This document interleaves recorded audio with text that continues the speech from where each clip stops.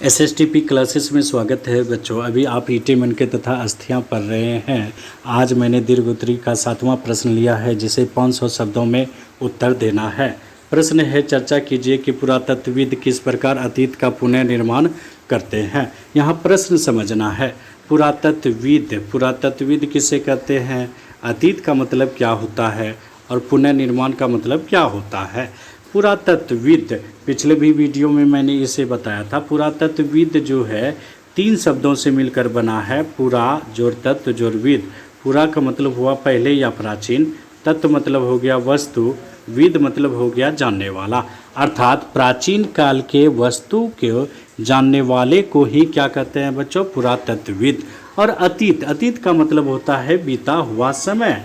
हमारा जो पास्ट है वही बीता हुआ समय है, अतीत है। और पुनः निर्माण शब्द की दृष्टि से देखिएगा तो पुनः जोड़ निर्माण, पुनः मतलब हो गया फिर से और निर्माण मतलब हो गया निर्माण करना। फिर से निर्माण किस प्रकार इतिहासकार करते हैं, यही प्रश्न है। भारतीय पुरातात्विक सर्वेक्षण के पहले जनरल कौन थे बच्चों, जनरल कनिंघम। कौन थे, जनरल कनिंघम। चलिए बच्चों उत्तर देखते हैं। उत्तर देखने के पहले आप हमारा चैनल जरूर सब्सक्राइब करें, अच्छा लगे तो लाइक करें, कमेंट करें और अपने दोस्तों के बीच शेयर करना ना भूलें। पुरातत्वविद प्राचीन स्थलों का उत्खनन करके विभिन्न वस्तुएं प्राप्त करते हैं और विभिन्न वैज्ञानिकों की मदद से उनका अन्वेषण, व्याख्या और विश्लेषण आदि करके अतीत का पुनः निर्माण करते हैं। यहाँ मैंने पॉइंट में सजाया है बच्चों। आप दीर्घोत्तरी में कम से कम 6 पॉइंट जरूर लिखें तो आपको नंबर मिल जाएंगे। पहला पॉइंट है खुदाई से प्राप्त वस्तुएं। पुरातत्वविद खुदाई से जो वस्तुएं मिलते हैं उसके आधार पर अतीत का निर्माण करते हैं। उदाहरण के लिए हड़प्पा स्थलों से अनाज के दानों में गेहूँ, जौ, दाल, सफ़ेद चना तथा तिल मिले हैं। बाजरे के दाने गुजरात के स्थल से मिले हैं। चोलिस्तान के कई स्थलों और बनावली से मिट्टी के बने हल मिले हैं। ये आपका इम्पोर्टेंट ऑब्जेक्टिव है, मिट्टी के बने हल कहाँ से मिले हैं, तो चोलिस्तान और बनावली। और आपके बाजरे के दाने कहाँ से मिले हैं, तो गुजरात। इसके अतिरिक्त पुरातत्वविदों को कालीबंगन कहाँ पड़ता है बच्चों, राजस्थान नामक स्थान से जुते हुए खेत के साक्ष्य मिले हैं। इससे यह पता करते हैं कि उस समय भी अपने यहाँ खेती होती थी और अतीत का निर्माण करते हैं। दूसरा पॉइंट है बच्चों, अवशेषों के आधार पर पुरातत्वविदों ने फसलों की कटाई के लिए प्रयुक्त औजारों को पहचानने का भी प्रयास किया है। क्या हड़प्पा सभ्यता के लोग लकड़ी के हत्थों में बिठाए गए पत्थर के फलकों का प्रयोग करते थे या फिर वे धातुओं के औजारों का प्रयोग करते थे। अवशेष में बहुत सारी चीज़ें होती है, जैसे अफगानिस्तान में सुरतुघोई नामक हड़प्पा स्थल से नहरों के कुछ अवशेष मिले हैं जिनसे यह पता चलता है कि सिंधु घाटी सभ्यता में लोग खेती के लिए सिंचाई का प्रयोग करते थे और सिंचाई के लिए नहरों, नदियों का इस्तेमाल करते थे। इसके अतिरिक्त धौलावीरा गुजरात से जलाशयों के अवशेष मिले हैं जो संभवतः कृषि के लिए जल संचयन हेतु किया जाता था। इसमें ऑब्जेक्टिव आता है कि नहरों के कुछ अवशेष कहाँ से मिले हैं, तो अफगानिस्तान के सुरतुघई से। कहाँ से मिले हैं बच्चों, अफगानिस्तान के सुरतुघई से नहरों के अवशेष। और जलाशय के अवशेष कहाँ मिले हैं, तो धौलावीरा। अब तीसरा पॉइंट है बच्चों, वर्गीकरण करके भी जो है पुरातत्वविद अतीत का निर्माण करते हैं।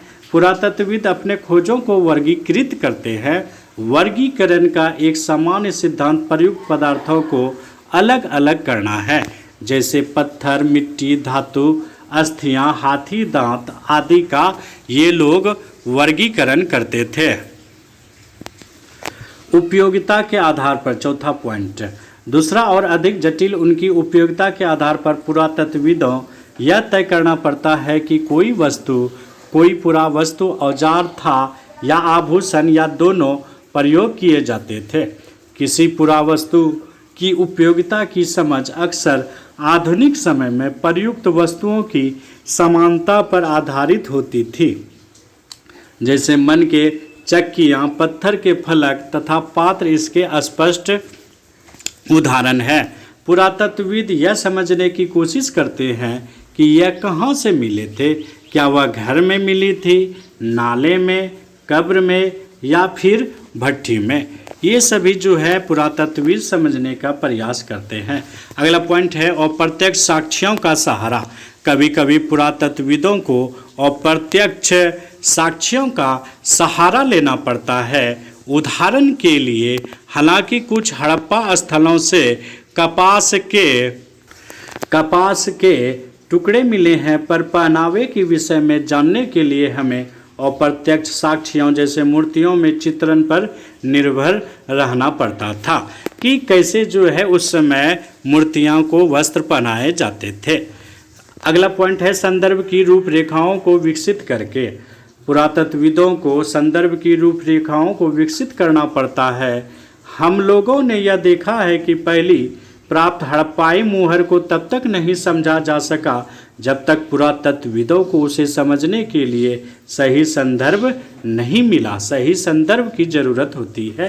सांस्कृतिक अनुक्रम जिसमें वह मिली थी तथा मेसोपोटामिया में हुई खोजों की तुलना दोनों के संबंध में।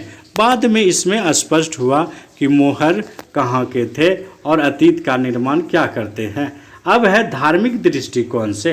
धार्मिक दृष्टिकोण से भी जो है पुरातत्वविद अतीत का निर्माण करते हैं। 7वां पॉइंट है पुरातत्वविद कुछ वस्तुओं को जो असामान्य और अपरिचित लगती थी वे धर्म की दृष्टि से उसे देखते थे।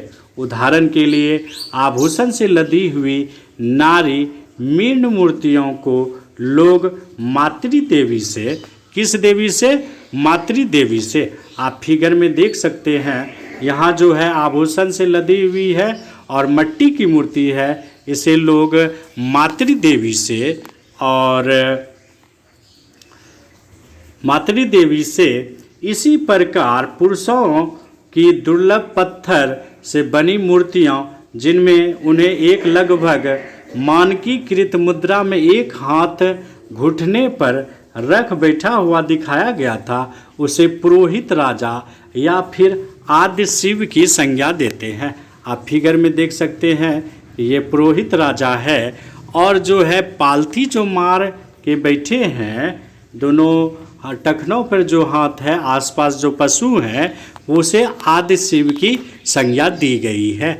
इस प्रकार जो है कोई भी पुरातत्वविद अतीत का निर्माण करते हैं। बहुत बहुत धन्यवाद बच्चों। कैसा लगा वीडियो हमें ज़रूर कमेंट करके बतावें।